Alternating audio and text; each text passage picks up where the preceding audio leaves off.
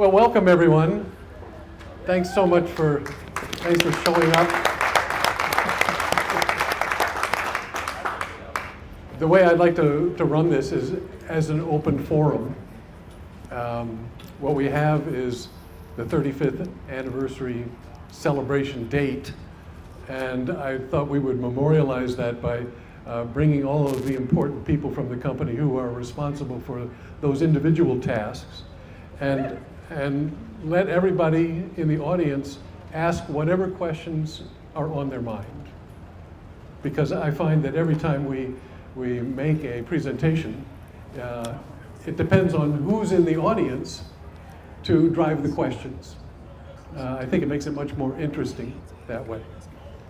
So, let me start with an introduction to the important staff at Callaway Cars. In no particular order, my son.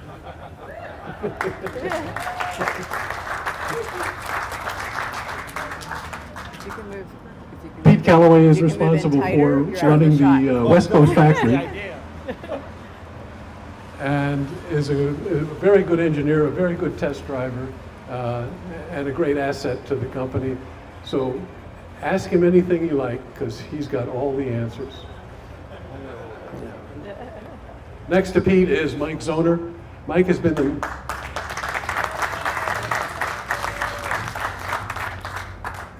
the great managing director of all of the Callaway companies for the past 30 years, Mike? I don't know if it's been that long, but it feels like 30. Okay, it feels like 30 years. How about that? Good. And Mike is headquartered in Connecticut, and many of you have dealt with Mike in his role as president of the company. Sheldon Watrous is responsible for sales. So anybody who's tried to get an order through the system, chances are has dealt with Sheldon, does an excellent job, really knows his stuff. Scott Rolling, chief engineer, longtime product engineer, emission control supreme, calibration expert, and in general production manager. So if you can imagine all four hats.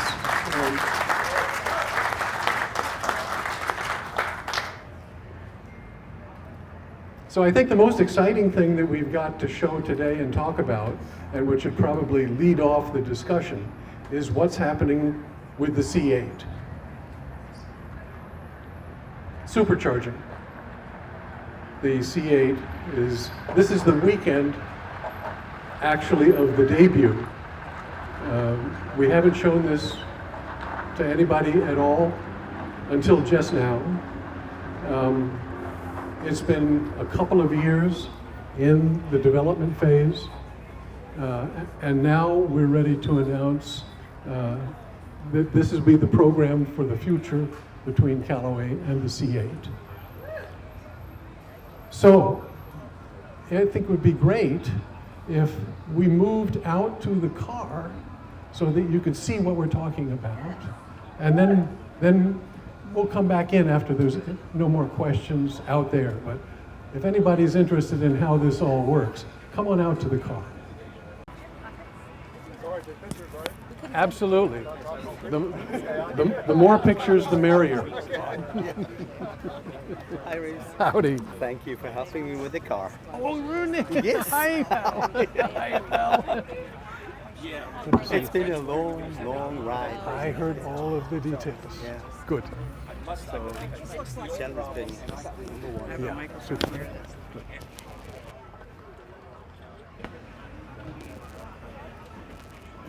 So I'm thinking that maybe someone like Pete would like to explain the approach that we've taken to supercharging the car. What do you think, Pete? Hey everybody. So yeah, this is the development mule, R&D test car, and got it buttoned up just in time for display at Carlisle here. So it's the LT2 with somewhat familiar looking configuration Callaway supercharger. In this case, it's a slightly larger displacement, Eaton TDS 2650cc unit up from the 2300 unit on the C7 right next to it, right in front of it. So we know that's a really well sorted recipe from the C7 generation and now applied to the LT2 in the C8. The unique drive configuration and the same liquid to air intercooler configuration.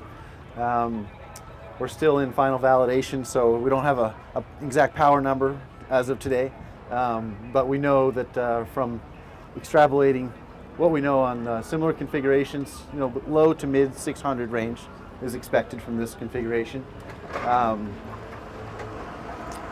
We know the efficiency of the Eaton TVS unit is first choice for this application. So, and being in the mid-engine configuration, it's really a perfect application for the new supercharger. Packages nicely.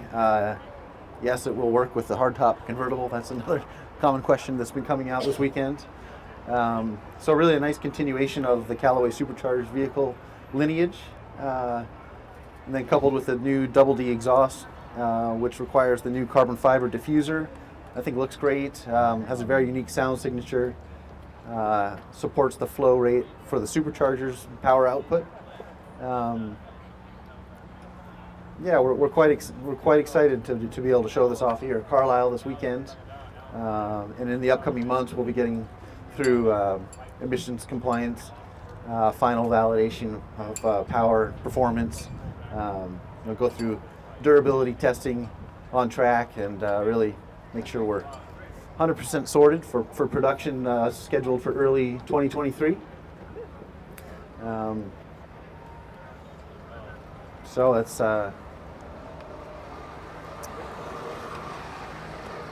any questions right off so far? Are you using the original ECU, or GM allowing you to go in and modify the original, or are you doing piggyback? Yeah. The question is piggyback or how the ECU approach is, well, we're doing it the right way, and maybe I'll let Scott speak a few words to that. Yeah, sure. It's we are going into the stock GM ECM and making the modifications to it, not with any sort of supplemental fueling or additional. Oh, you can't hear me? I'm soft spoken. So going through the GM ECM, no additional or supplemental controllers. So then you also manage the gearbox and the clutches and increase the pressure and don't have to hassle with it like everyone else has done? Well, what we always do is we're pretty conservative with our output. So a lot of people are having problems with the clutches and half shafts and everything that are braking that they're trying to control. We take a conservative approach with just the right amount of boost, just the right power numbers. So yeah, that's a consideration, but we tend to stay below our competitors, and it's usually we have enough headroom in the materials.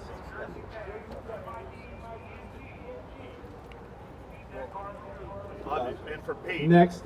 someone may have remembered that standing center stage up there, that I said, if I'm going to get a C8, is there any reason I should consider the coupe over the convertible for anything that might come in the future? And I got nothing out of it. Like GM, I don't know. Oh, we don't even know about the, convertible. Is it going to fit? Yes. Yeah, it's going to work. It will fit. Check that. Package, and it also becomes more of a challenge for 50 state emissions compliance if you go in and say want to lower the compression ratio or change the camshaft profile. While you may be able to make some marginal gains by doing that, it probably doesn't justify the real world application of the package. Yeah, we certainly recommend the Z51 setup just from a more capable chassis componentry, braking capability, and I think that the cost of the Z51 package is sort of like a why not have it there. Cooling capacities.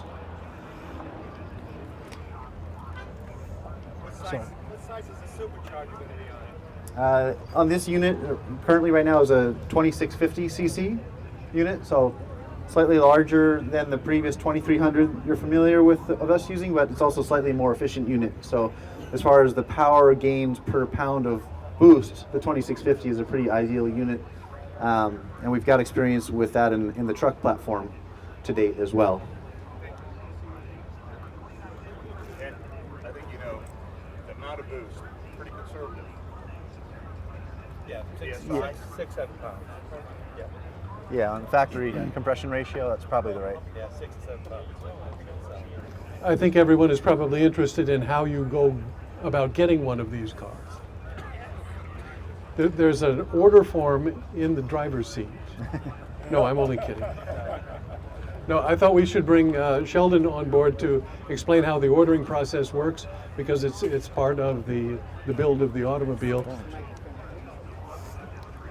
Ladies and gentlemen, Sheldon Waters. Changing microphones, hang on. In your collar. In your pocket. We want you all to be able to hear them at another time because we're recording this for you. Thanks, Reeves. So we have a couple different ways where you can get one of our Supercharged Corvette packages. So the first way is we can go through one of our Callaway authorized dealerships, where you'll be able to order the vehicle straight from the dealer, customize it exactly how you would like, and then from there it will be drop shipped to our facilities either in Temecula, California or Old Lyme, Connecticut, where we will finish the final assembly before releasing it back to the dealership. And that's the, for the new car owners, that's the primary way to acquire one of these vehicles. And if you need help with finding a dealer to get it connected, please reach out to us and we will connect you with one of our Callaway dealers to get you on their list so we can get you one of these cars.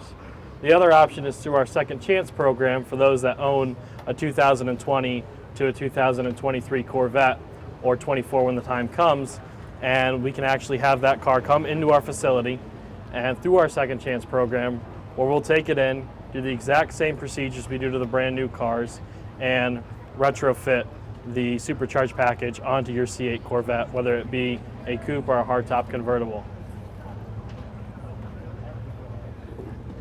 maybe we should go back in there out of the sun. Sounds good. Okay. Yeah. For an idea. Yeah. All right. Hold on, just hold this. So let's kick it off with the next logical question. Who's got one here? Yeah, okay. Illogical is okay. Who has a question? All right, we got one. Sorry, yes. Not of any logic. We all, I think, know the answer, knowing how charismatic you are. The Callaway Group was gracious enough to welcome us for the first time of being here, but they've had enough of me. You've developed how long a relationship with Chevy? How do you maintain it so long? Why don't they say, you know what, we're through with Callaway? Obviously, that's not the case. So how do you maintain that long-term relationship with such a manufacturer for such a long period of time? That's a really good question. In 1985, when I got a call from Dave McClellan saying, we would like to, remember, 1985, horsepower was down in the mid 200s, right? And the objective was that didn't seem to fit the Corvette. Corvettes were never not powerful cars. But the inertia of the corporation takes years to bring things forward. And what they were really looking for was sort of a race team mentality to apply to the production car a substantial power increase. And that became our role, was to help with getting the image back up to where it had once been. So I look at our 35-year history together as a combination of luck and somewhat the fulfillment of that strategy, which was always to do something that the mainstream car probably would have taken too long to do, but do it in an OE level fashion, to do it as well as someone could execute it and still pay attention to all the regulations, the rules, the consequences, the warranty, etc. So I think that's been our role for the past 35 years, and I think that's why we still have this nice association. Maybe, Mike, you have a different idea? I think you summarized it well, Reeves. It's exactly right. I think it's just like any relationship, right? You want your partner to do the right thing by you as often as they can, right? As often as possible. And I think that's what the line that Callaway has walked through its history with General Motors. Doing the right thing to complement the product that General Motors has done such a fine job of creating in the first place, and creating just enough of a different vehicle to check the boxes for all of those Callaway owners. So we're making something different and unique and complementary to what General Motors has to offer. So we're not in competition with GM. If you look at all of our offerings, they fill the little niches and the voids, and it's supplemental to what GM does. So again, complementary, just as you would expect from any partnership. So I think that's just doing the right thing, I think is what it comes down to.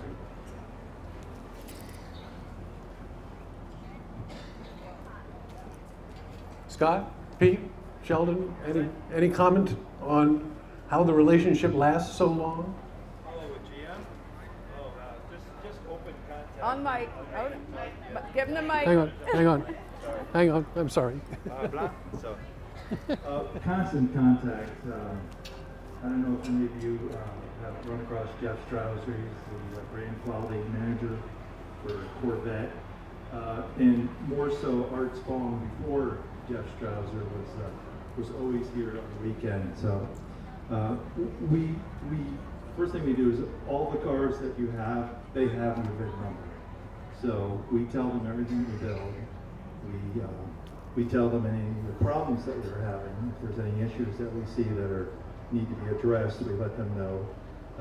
They let us know if there's anything that's coming down the pike that needs to be addressed that we should be aware of. So it's just constant contact, constant talking with the people, going out to Michigan and having meetings with the GM folks.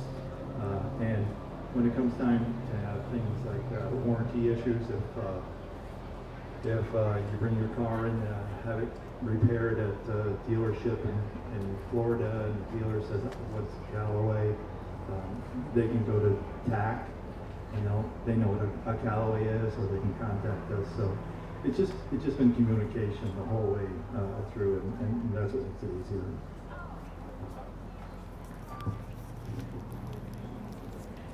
Yeah, I think to add to that is, once we define, engineer, and build a specification of car, we're not deviating from that specification. We're not building these 1,500 horsepower crazy one-off requests that end up being a warranty nightmare for the General Motors. They know that once we've produced and validated and released a vehicle, that we stick to that recipe, and it's a known quantity. So I think it's been helpful to have the warranty book open and shared ever since 1987, and that helps continue to do what we do. And this year with GM we've come up with a 35th anniversary package which carries a GM RPO right on the window sticker, and I think that's a nod to the relationship for 35 years now. 35 cars. Most of them spoken for, I believe, but some dealers have inventory available, which will be a perfect complement to the new Supercharger packages here.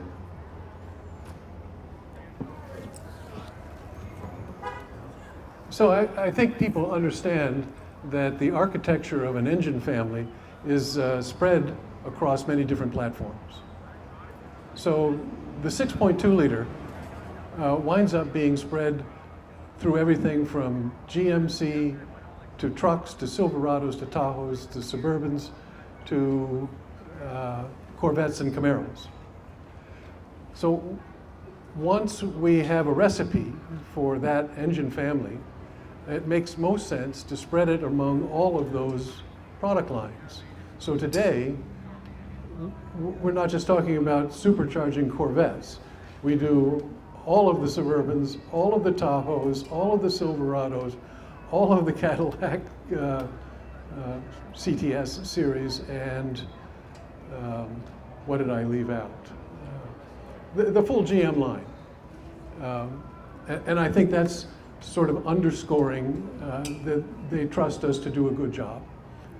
One of the big issues to solve between any specialist and the original equipment manufacturer is warranty. And you can imagine what a nightmare that could be. One of the things that we did about 10 years ago, which has really worked very well, is to agree between the mothership and ourselves that there would be just one person in charge of warranty decisions on behalf of either the corporation or Callaway. So all warranty problems go to one man at GM. And he gets to decide, is this a Callaway problem? Is this a GM problem? End of discussion. There's no lawsuits. There's no finger pointing. It's just the way it is. And we're very pleased with that, because here's something that I'd like everybody in the room to understand. General Motors keeps great warranty records.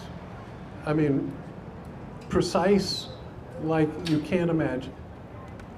And out of that data comes a warranty curve, a warranty history for an automobile line.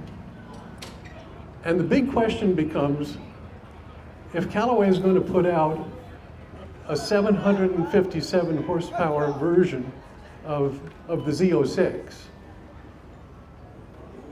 how does that compare to the normal version of the car?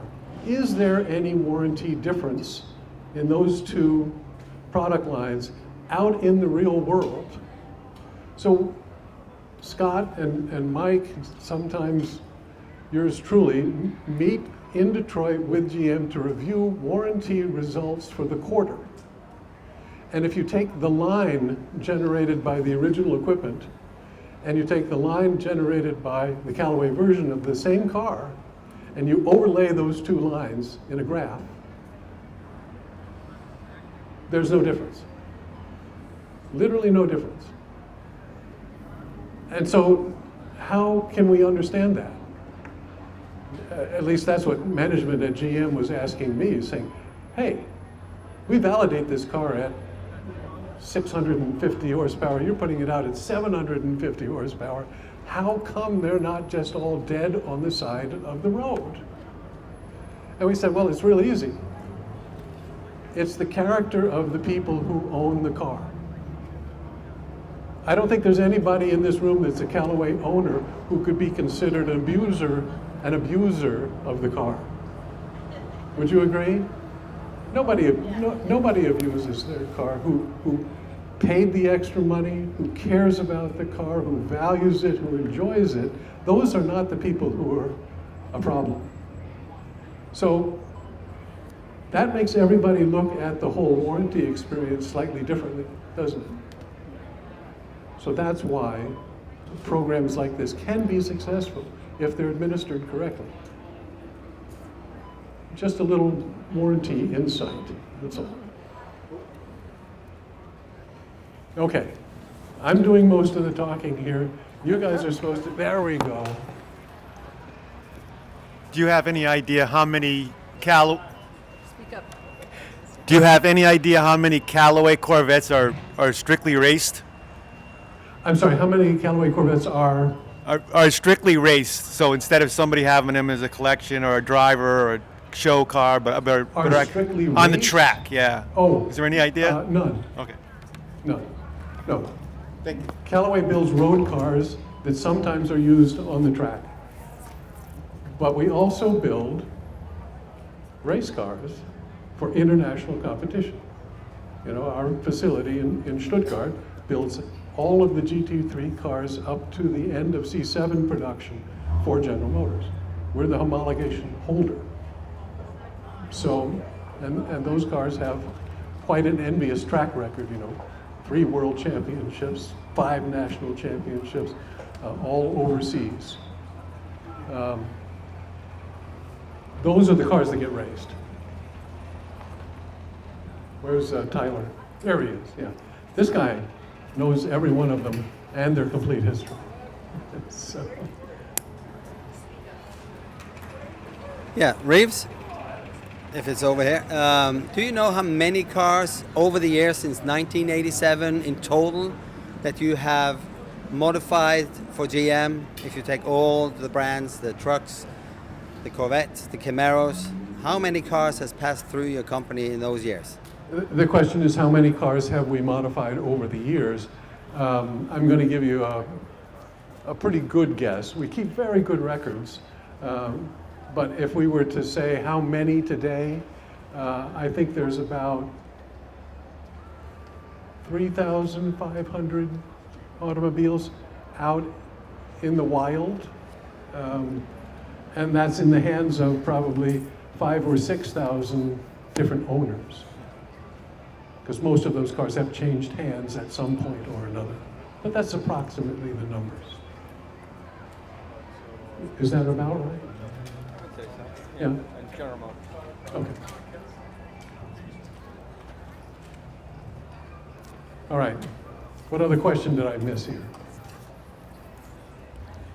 So Reeves, one of the things I think I remember hearing early on was you and Dave McClellan maybe having a discussion of maybe we'll build 25 or 50 cars in the Corvette series, and it turned out to be over 500. How did you do the scale up from something you thought was going to be a little project to something that turned out to be a huge project in such a short amount of time, and maintain the quality of the product at the same time?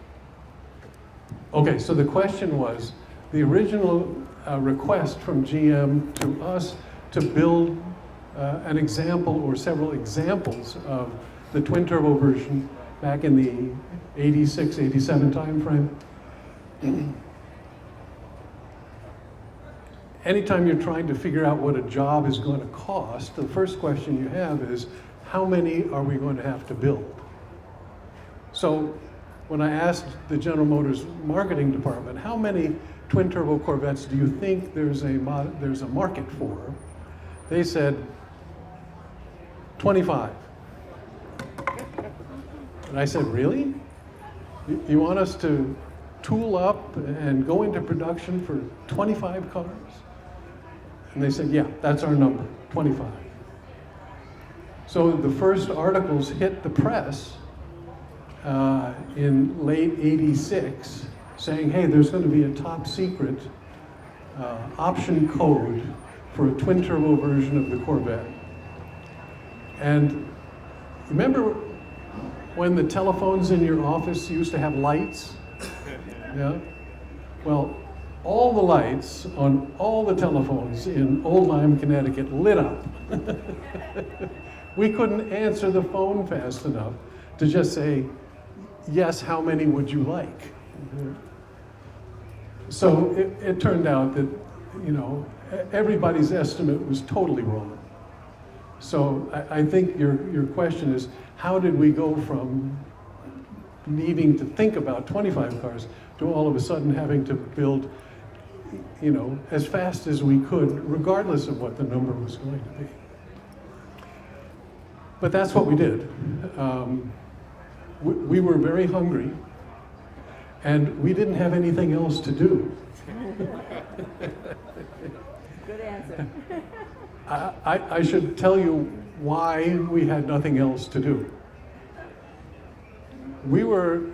This was a business that started in the back of my house, in the garage, that the house didn't have a garage. So this was build a garage to make the product, to try to get it out the door, and it was turbocharger kits for BMWs, Volkswagens, Mercedes, Porsche, and Audi. And we were really looking for a relationship with an original equipment manufacturer. And we were getting not very far because the Germans were very proud of you know, the pride of authorship was in the way. So Alfa Romeo of North America came along and said, we have a big problem. It's called the Maserati Biturbo, and they're eating our lunch. And we would like to talk about making the Alpha GTV6 into a twin-turbo version to compete with the Maserati B-Turbo. And we had 12 months to design, build, certify, and start to manufacture twin-turbo GTV6 for Alpha. It was our first big original equipment contract. We got the first 35 cars out the door, more or less on schedule, and they were great. They were fun to drive, they were reliable, they didn't have any of the problems that we were fearing from doing some high-performance work on an Alpha, right? But about 35 cars into the program, they called and they said, bad news. Alfa Romeo North America is closing its doors in North America. We're quitting.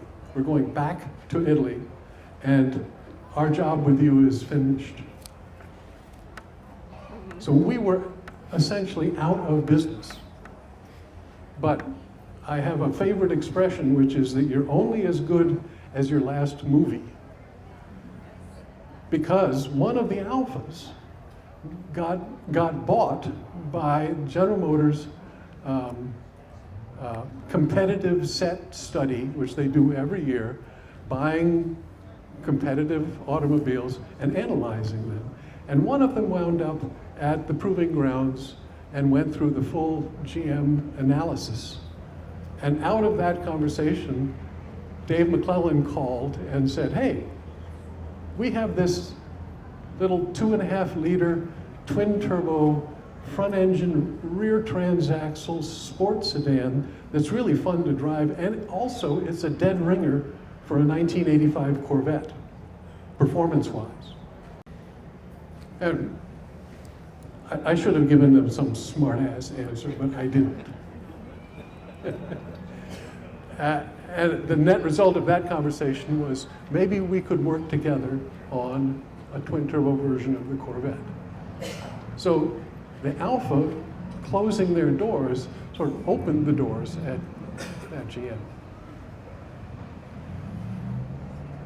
So the question of how do you go from back of the house in the garage level of business to a handshake deal with the world's largest manufacturer of automobiles is that you're just lucky.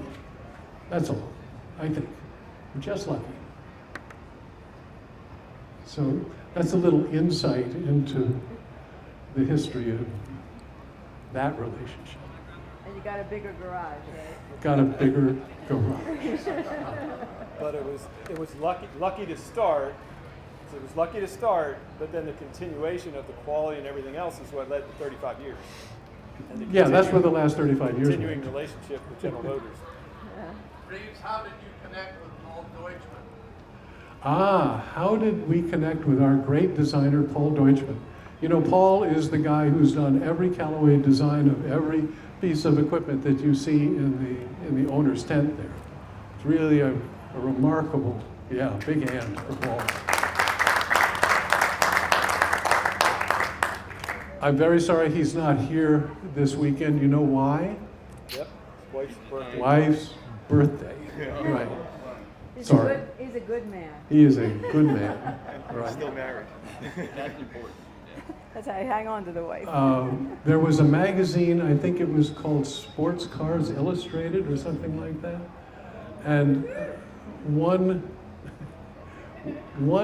issue had a special Porsche drawn by Paul Deutschman on the cover.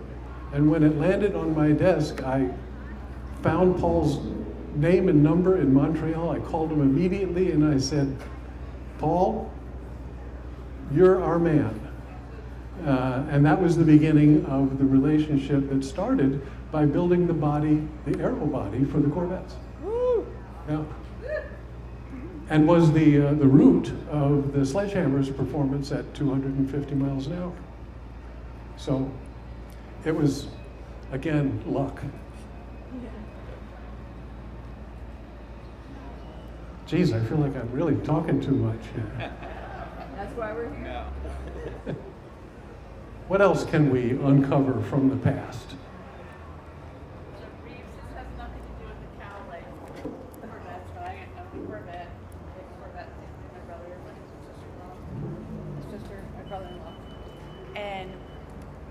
my neighbors, I was at a pool party the other night, and they're like, oh, what do you do this week? So I'm on the Corvettes of Carlisle.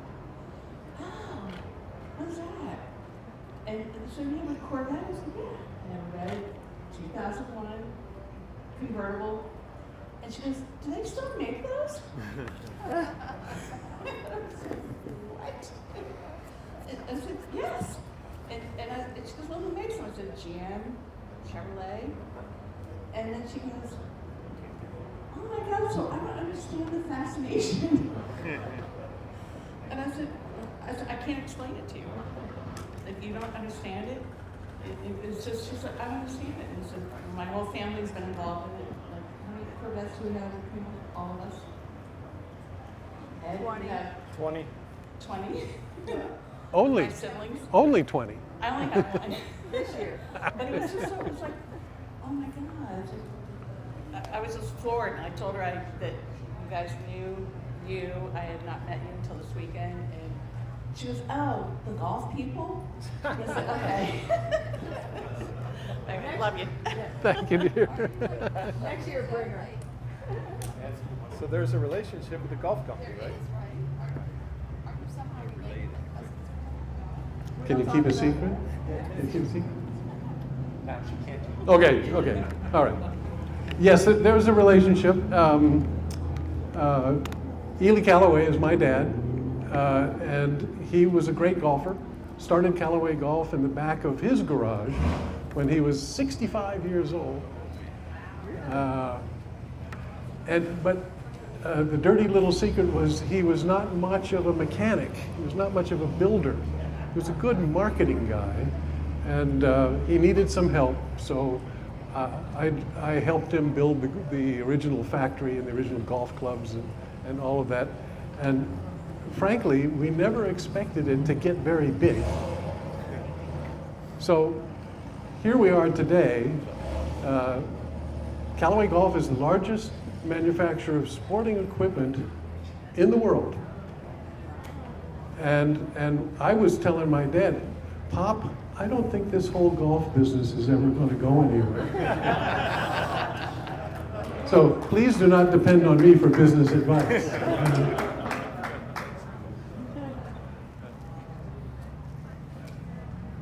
Part of the legacy that is Callaway is Callaway Competition. You have been very, very successful in competing in Europe.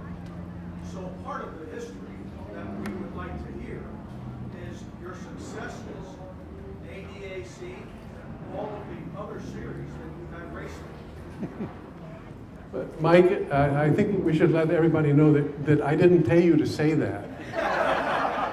Yeah. No, he did not. Not yet. No. You know, part of the danger of being involved in the car business is that you might like to go racing someday, right? So my background is as a race car driver, but as a failed race car driver. I was so broke, I couldn't get a set of tires for the next race. But I always had a huge love of racing. And when we started to distribute the twin-turbo Corvettes in Europe, General Motors said to us, please choose a headquarters and staff it with the people that you'd like to staff it with. And we found some very knowledgeable men in Germany who really were cut from racing cloth. And as much as I would like to take some credit for Callaway Competition, the fact is that the real brawn and the real brains of building those race cars, Mike, is at their feet. You know, our German partners, as Rune will testify, is they're exceptional. And frankly, that's all you need. You need men who are devoted, men who are talented, and men who don't give up. And that's why Callaway Competition has been so successful.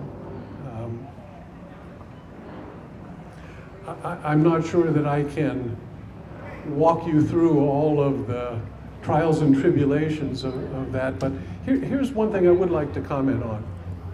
Something has happened in GT racing in the past 15 years that has changed the playing field. And it is that every time there was a successful series for sports cars, one manufacturer would wind up dominating the series, all the other people would stay home, the series would collapse, and whoever the person dominating was didn't have anybody to race against, so it was really self-defeating. What's happened, though, is that all of the people in charge, manufacturers included, realized that what you really needed to do was make all sports cars of all types capable of competing with each other every weekend, and that the racing would be very close, and that there would be nobody walking away with the series. So there was a set of rules created called GT3, in which weight and power were balanced against each other. The whole concept of balance of performance is frankly new, but it really is the only thing that is keeping competition at a very high level among all manufacturers. Because as you can see with any modern GT race, the first 30 places are occupied by people who are less than 1 second apart on the grid. That's never happened before. And as long as it continues to happen, it will mean the best motor racing that any of us have seen. Would you summarize it that way, Mike? Yes. The one word that Corvette racing enthusiasts do hate, however, is that racing is entertainment. But in essence, it is. And they're trying to satisfy their audience. And with one car dominating all of the time, it does create a problem. We saw that in IMSA, where Porsche pulled out, Ford pulled out. BMW is only half a foot in.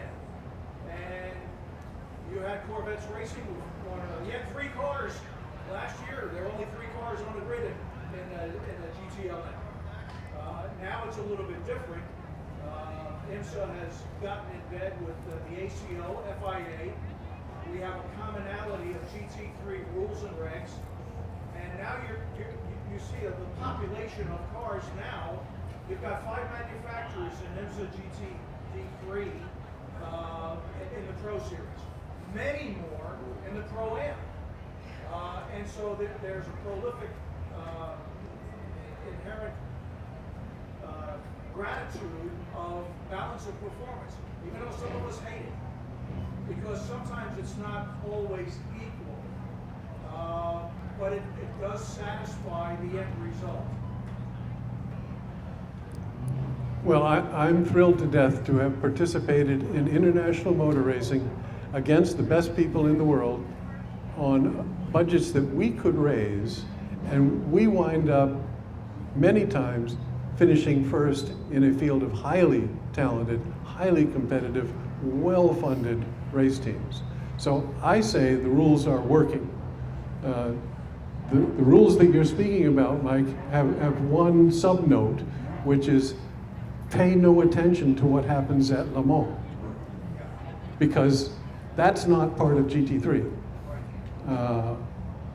If everybody would just simply play by the rules, there would be the best sports car racing you've ever seen. I mean, look what's happened to Formula One now that everybody is within a few tenths of each other. That's great racing. Phew, thank you for letting me get that off my chest. Okay, folks, we got time for one more, I think.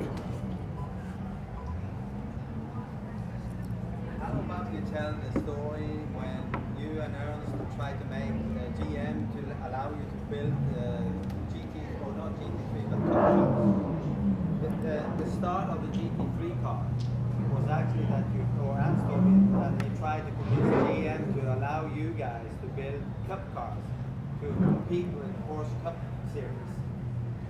And you made this leaflet, you made one car, and you took, or Ants took 7 different folios on it, like he built 7 cars. Was that before your time, or?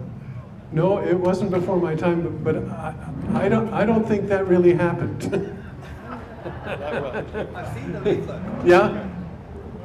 We're going to have to get a clarification on that story, Rooney, because that's not the way I remember it. 05 or 06, Yeah. right after the C6 came out. Yeah. Well, a very happy day in the life of Callaway Competition was when we were awarded the contract with GM. It's not really a contract, it's a level of permission. So GM would normally be the only people who could produce the GT3 version of the Corvette. But there's a clause in international racing which says that a manufacturer can assign a specialist to do that job. And so we got assigned that job. So for the next 10 years, anyone who wanted to race a Corvette in international motor racing had to buy a car from us. And that's how we supplied race teams around the world. That was a feather in our cap, I think. I want to thank everybody for coming today. This is really great. Thank you for your support. Thank you for 35 years of support.